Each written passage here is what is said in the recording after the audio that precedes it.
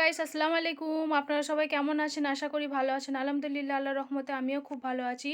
তো চলে এলাম দারুণ স্বাদের পাটিসাপটার লোভনীয় পাটিসাপটার রেসিপি নিয়ে। তো খুবই সিম্পলভাবে আমি শেয়ার করেছি। তো আমি কোনো রকম কেমিক্যাল কালার কিন্তু এখানে ইউজ করিনি।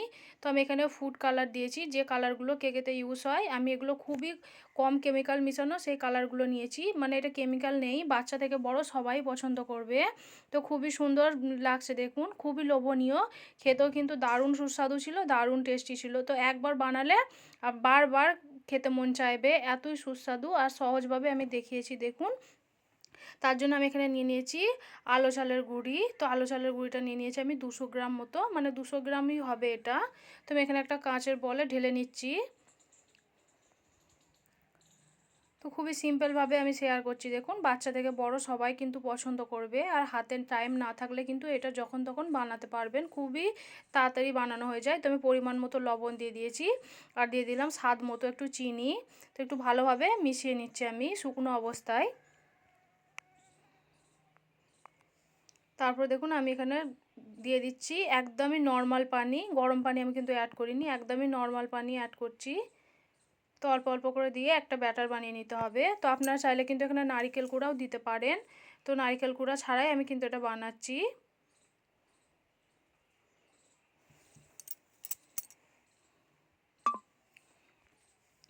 তো ভালোভাবে আমি গুলিয়ে নিচ্ছি দেখুন, একটা পাতলা ব্যাটার বানিয়ে নিতে হবে, আবার খুব পাতলা করলেও চলবে না। তো আমি এখানে দেখুন 100 গ্রামের একটু বেশি নিয়ে নিয়েছি আমল দুধ। তো ওই জন্য চিনির পরিমাণটা আমি একটু কম দিয়েছি, কারণ আমল দুধের কারণে অনেকটাই মিষ্টি হয়ে যাবে, তাই খুবই অল্প পরিমাণে আমি দিয়ে দিয়েছি। তো ব্যাটারটা দেখুন ভালোভাবে আমি গুলিয়ে নিয়েছি। তো আমি এখানে 1 চামচ করে ব্যাটার তুলে রাখছি। আমি খুবই কম কেমিক্যাল ছাড়াই, আমি ধরতে গেলে কেমিক্যাল ছাড়াই আমি কিন্তু এখানে কালার ইউজ করব। তো দেখুন এগুলোর খুব একটা ক্ষতি হয় না, কেমিক্যাল ছাড়াই আছে কালারগুলো। তো ফার্স্টে আমি নিয়ে নিয়েছি গ্রিন কালারটা। তো একদমই অল্প পরিমাণে দিয়ে আমি ব্যাটারের সঙ্গে ভালোভাবে মিশিয়ে নিচ্ছি।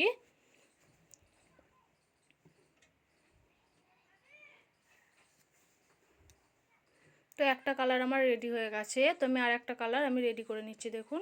তারপরে নিয়ে নিয়েছি আমি ইয়েলো কালারটা, একদমই সামান্য পরিমাণের আমি নিচ্ছি, খুব বেশি আমি কালার ইউজ করব না, আর এগুলোতে ক্ষতিও হয় না। তো ভালোভাবে গুলিয়ে নিচ্ছি।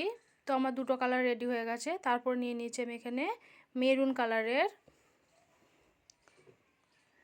তো মেরুন কালারটা দিয়ে আমি একটু ভালোভাবে গুলিয়ে নিচ্ছি। তো দেখুন খুব সহজেই 3টে কালার আমি কিন্তু রেডি করে নিয়েছি। 3টে কালার আমার রেডি হয়ে গেছে। তো আমি পাটিসাপটাটা বানানোর জন্য একটা প্যান বসিয়ে দিয়েছি, বা একটা তাওয়া বসিয়ে দিয়েছি লোহার। তো এরকম একটা আলু কেটে এরকম খুবই অল্প তেলে কিন্তু এটা রেডি হয়ে যায়। তো কাঁটা চামচের সাহায্যে আমি পুরো ফ্রাই প্যানটায় তেলটা ইউজ করে নিচ্ছি। দেখুন যতটা পরিমাণে আমি ব্যাটারটা দেবো ততটা আমি তেলটা ভালোভাবে ব্রাশ করে দিয়েছি। তারপর আমি ফার্স্টেই দেবো গ্রিন কালারের। তো ওটা আমি যেরকম আপনাদের মন চাইবে সেরকম আপনারা ডিজাইন বানিয়ে নিতে পারেন। তো এরকম ডট ডট করে আমি দিয়ে দিচ্ছি গ্রিন কালারটা। তারপর যে ব্যাটারটা আমি রেডি করে রেখে দিয়েছিলাম দেখুন, খুব একটা কিন্তু গাঢ় করলে চলবে না,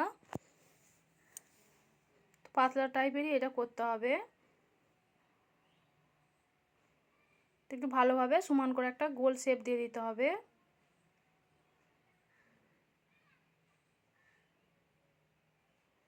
তো একটা গোল শেপ দিয়ে দিয়েছি দেখুন, খুবই তাড়াতাড়ি কিন্তু এই পিঠাটা রেডি হয়ে যাবে। তো এক সাইডটা আমার হয়ে গেছে, তো আর এক সাইডটা আমি উল্টে নিচ্ছি। খুব একটা তেলও লাগে না এই পিঠাটা বানানোর জন্য, এই পাটিসাপটার রেসিপিটা বানানোর জন্য খুব একটা বেশি তেল ইউজ করতে হবে না। তো বাচ্চা থেকে বড় সবাই কিন্তু এটা খেতে পারবে।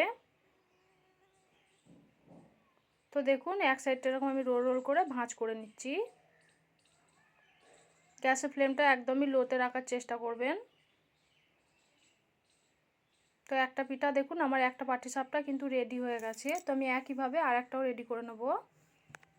তো এবার আমি দেবো মেরুন কালারটা, মেরুন কালারের যে ব্যাটারটা আমি রেডি করে রেখেছিলাম সেটা দিয়ে দেবো। এটা ডিজাইনটা আমি একটু আলাদা করব, তো আপনাদের যেরকম মন চাইবে সেরকম ডিজাইন আপনারা করে নিতে পারেন। খুবই সহজে কিন্তু রেডি হয়ে যাবে। এতটাই লোভনীয়, বাচ্চা থেকে বড় সবাই কিন্তু খেতে পছন্দ করবে।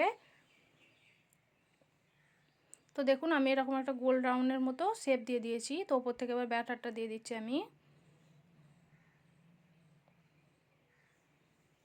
অল্প অল্প করে দেবেন, খুব বেশি মোটা হলে কিন্তু ভালো লাগবে না।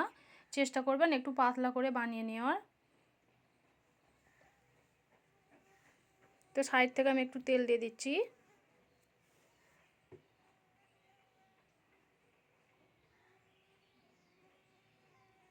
তো দেখুন খুবই সহজে উঠে আসে। যারা নতুন বানাতে চাইছেন তারাও কিন্তু এই রেসিপিটা ফলো করে বানিয়ে দেখতে পারেন। খুবই সুন্দর হবে আর একদম পারফেক্টভাবে রেডি হয়ে যাবে আপনার লোভনীয় পাটিসাপটার রেসিপি।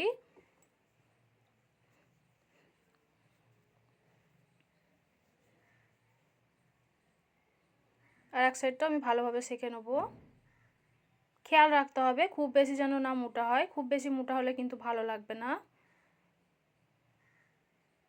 তো এরকম আমি রাউন্ড দিয়ে একটা শেপ করে নেব গোল গোল করে।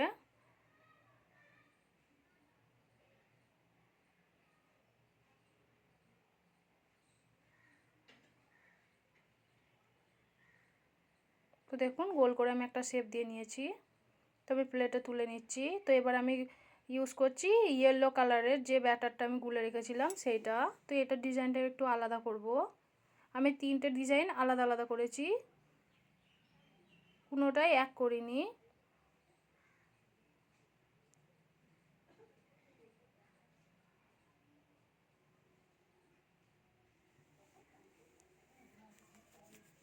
তো একইভাবে আমি ওপর থেকে ব্যাটারটা দিয়ে দেবো।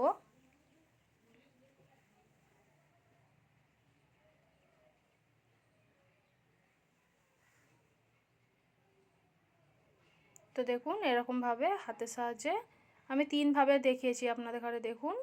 তো যেটা আপনাদের মন চাইবে সেই রকম হিসেবে আপনারা পাটিসাপটাটা বানিয়ে নিতে পারবেন। তো এটাতে আমি একদমই পাতলা করে দিয়েছিলাম, তো আমি ওই জন্য কিছু করে আর শেপ দিইনি। তো দেখুন কতটা সুন্দরভাবে রেডি হয়ে গেল। তো এইগুলোর মধ্যে আপনাদের কোন ডিজাইনটা বেশি ভালো লেগেছে অবশ্যই কিন্তু কমেন্ট করে জানাতে একদমই ভুলবেন না। আর ভিডিওটা দেখার সময় অবশ্যই একটা লাইক দেবেন। আর আমার চ্যানেলে যদি নতুন হয়ে থাকেন চ্যানেলটিকে অবশ্যই একবার সাবস্ক্রাইব করবেন, যাতে পরবর্তী ভিডিওগুলো আপনাদের কাছে আগে পৌঁছায়। তো দেখুন এটাও একইভাবে আমি শেপ দিয়ে তুলে নিচ্ছি। তো একইভাবে বাকি পাটিসাপটাগুলো আমি বানিয়ে নিচ্ছি দেখুন। তো 3টে আমি রেডি করে নিয়েছি। তো একইভাবে বাকিগুলো আমি রেডি করে নিয়ে আসছি।